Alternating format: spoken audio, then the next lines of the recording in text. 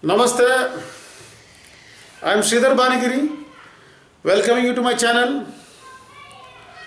Today I had a topic to share with my viewers. The topic is about doubt.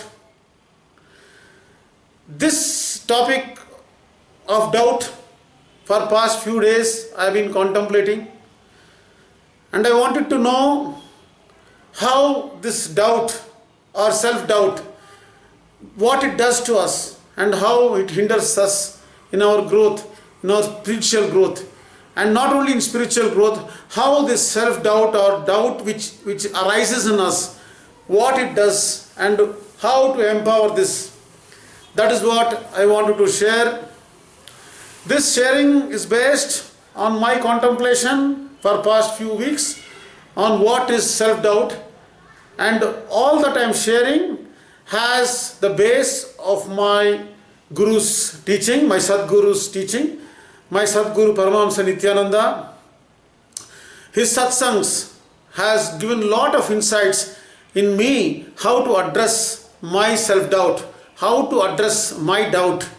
Whatever sharing I am doing now is my personal experience, and me sharing these personal experiences, I am sure it will give a lot of value to my viewers who are intensely listening and following me in this journey of spiritual path. What is self-doubt? Like His Holiness Bhagavan Paramahamasa Nithyananda says, we have 4 aspects of life. Everybody carries these 4 aspects of living. In my previous videos also I have shared about this. The 4 aspects are our inner image,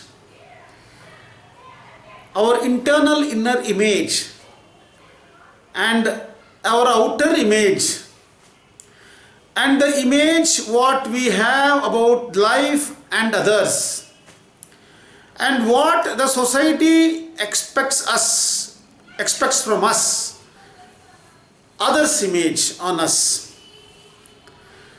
If you put it in more precise way, our internal image or inner image, what we think inside ourselves, what we think constantly about us, about me or about you, what you think about you internally. Here, you means it also implies me.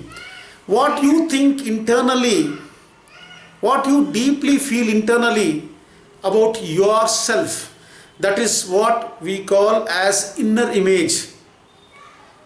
And what projections we give to others, what we actually show to others, that is others' image or outer image. What we call is outer image, what we project to others is called outer image. This inner image and outer image are not usually the same. There is a difference or there is a gap. This inner image, mamakara, what we call as mamakara, the inner image about ourselves, and ahamkara, the outer image that we project, is quite different. In Sanskrit, the outer image what we project is called as ahamkara, and the inner image that what we carry is mamakara. So this gap between these two, is what self-doubt arises. I will go more deeply into what I mean by this. For instance, we will have, let us compare to the latest technologies. As you know, as days are moving, in the present modern era, we see new gadgets coming in. Additionally, every day we have new gadgets coming. Like we have banking, which we used to do earlier, and now the banking what we do is totally different. Online banking we do, mobile banking we do.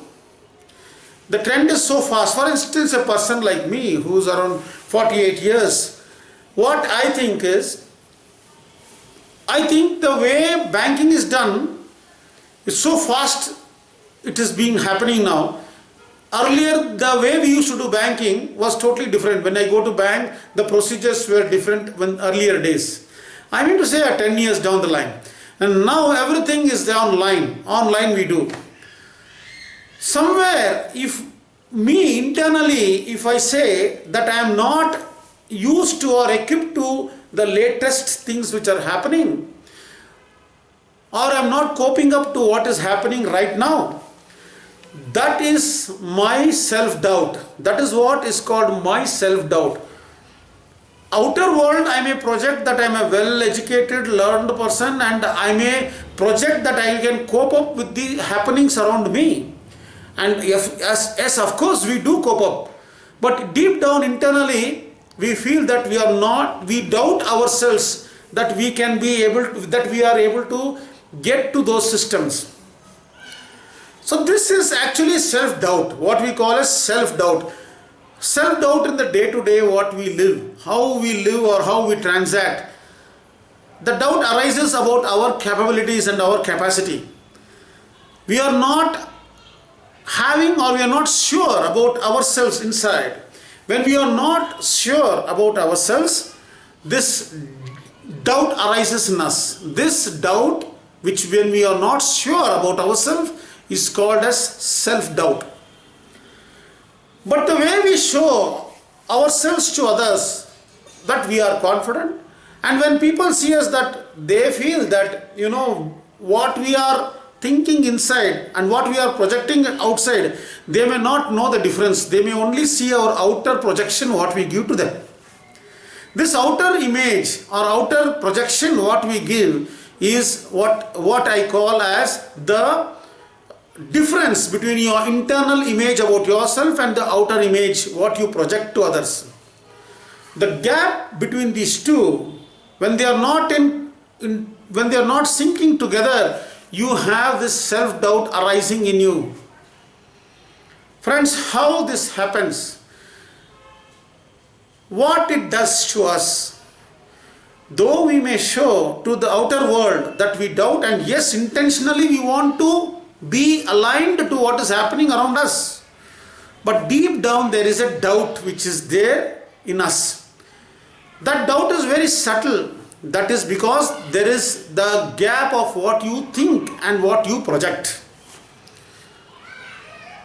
Of course, when we project ourselves to others, that may be the reality at that moment, but deep down inside we would have got one small thought which is doubting our ability or not making sure what we are seeing. This happens in many occasions. In many occasions this happens in our lives, which most of the time we fail to notice. That is how we have this constant self-doubt haunting us. No matter whatever completions we do, the deep down inside there is some difference between what you inside think and what you project outside. If you trace back how this happened, maybe it has happened in our childhood days. In our childhood days, if most of us would have observed children, small children, age group of 3 to 4, suddenly they'll spring up in front of their elders and they'll tell something, they'll describe something. Maybe that they are seeing in their third eye, or they may be seeing something which is not visible to us. Then what we usually do, or what elders do, they may see a big, huge elephant standing in front of them, or a peculiar being in front of them. Usually we will not be able to see what the children are seeing. We will tell them, no, what you are seeing is nothing there. There is nothing there. So we actually close their ability to see other things or other beings in front of them. Then this self-doubt happens. From there, this self-doubt happens in one. From there onwards, they believe that what they are thinking inside may be not sure, or it is not sure what they see outside. So from there, their self-doubt starts. So a person is really blessed if he can know, if he is very sure about himself, if he is sure about what his internal thinking is. If this thinking is very sure, deep down internally, that same thinking will project outside.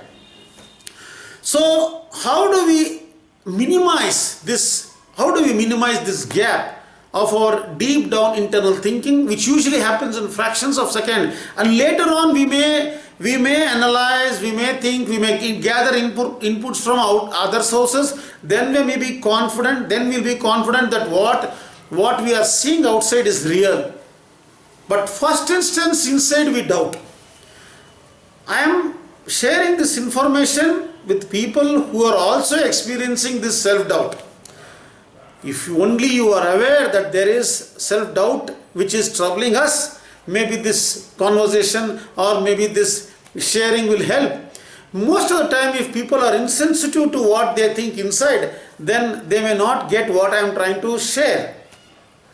So how do we eliminate this? How do we eliminate this self-doubt is a big question mark. And how we make our internal thinking in sync with what we think outside, how we project the same thing internally and externally, is what the whole discussion or what the whole sharing is all about. For this, friends, I would like to share a story. Maybe a story will give an idea about what I am trying to say.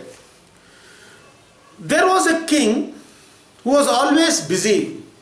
He was always busy, but his longing to be alone and his longing to spend his time with the nature was always lingering in him. He used to constantly feel how nice it will be if I can go and spend some time with myself in the deep forest, in deep solitude, in silence. How nice it will be if I can go and spend outside. He'll be thinking about this always. But he is very, very busy with what is happening around him. So one day he discusses this to his queen, and he says that he would like to go out and spend some time all by himself in the midst of the forest. So the queen actually is taken aback, because he is not in a position to go out and spend so much time for himself, because she has lot of duties or lot of things to attend to. The people is in the kingdom, he has lot of work to attend to. So she tells that she will make the whole palace, a palace to look exactly like the forest outside, with trees and with the streams. She wants to do that, and she tells the idea to the king, and the king gives consent to her. So she invites some few artists, and then she'll tell the artist to draw, paint the walls in such a way that it looks exactly like the nature outside. So there are expert painters are called, artists are called, and they do. One guy starts working on the walls, and he is bringing out a beautiful scenery where it looks exactly like the outside forest areas. The other artist is not doing anything, but is polishing the wall. After a few days, the king comes and inspects, and he sees one side of the wall beautifully being painted, and is very happy. And when he looks at the other side, there is no work done, only a person is standing and polishing. So he will then after the stipulated time, he calls both the artists, and he rewards the artist who has drawn beautiful picture on one side of the wall. Then he turns to the other artist who was just polishing the wall and kept the wall clean with no drawings. He asks him, "What are you to show to me? What have you done? You have not done any painting. Can you explain to me what you have done?" So that artist tells, "Maharaj, you remove all the objects which are there in the hall." So the king calls the servants and removes all the objects from the hall. Then, to the surprise of the king and the queen and everybody there, whatever the other artist has drawn, that wall is reflected with the polished wall, and the whole place looks very beautiful. It looks more beautiful than the wall which is painted with all decorations like with streams and trees and the beautiful scene. That same thing is getting reflected on the plain wall. So king was very happy, and he rewards the person who who has kept that beautiful idea of polishing to see the reflection happening in the other wall. Then this moral of this story is